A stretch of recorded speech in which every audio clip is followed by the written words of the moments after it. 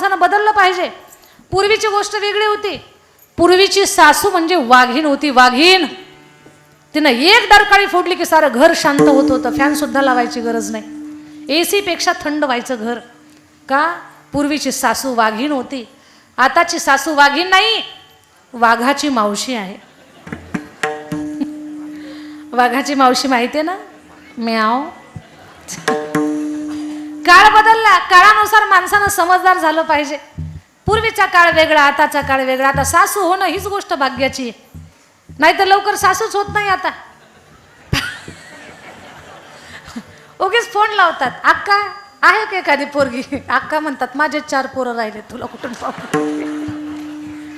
सासू होणं ही गोष्ट भाग्याची आहे.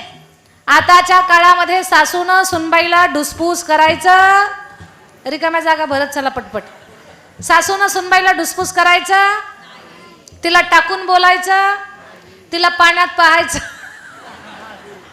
तिला पाण्यात पाहायचं. तिनं भाजीला शेंगदाणे किती टाकले, तेल किती घातलं पाहायचं नाही. सुनबाईच्या माहेरचे आल्यानंतर रात्री 2 वाजता उठून त्यांच्या पिशव्या तपासायच्या. याच्यातला एकही प्रयोग तो करायचा नाही.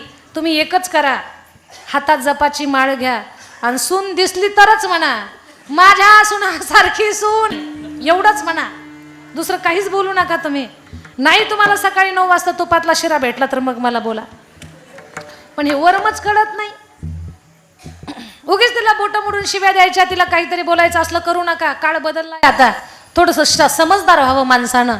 आताच्या काळामध्ये फक्त सुनाचं कौतुक करा, फक्त कौतुक करा. तुमची सून तुम्हाला फुलासारखं सांभाळेल, म्हातारपण सुखात जाईल. पण सांगू तुम्हाला, या कीर्तनात बसलेल्या बिचाऱ्या सगळ्या ह्या सासवा आहेत ना, ह्या सगळ्या समजदार आहेत बरं. इथली कीर्तनात बसलेली ही प्रत्येक सासू सुनेवरती प्रेम करते, मुलीपेक्षा जास्त. तुम्हाला प्रश्न पडला असेल, हे मला कसं काय कळालं?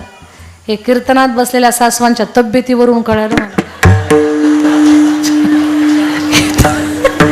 तुमच्या गुटगुटीत तब्येती, सफरचंदासारखे गाल.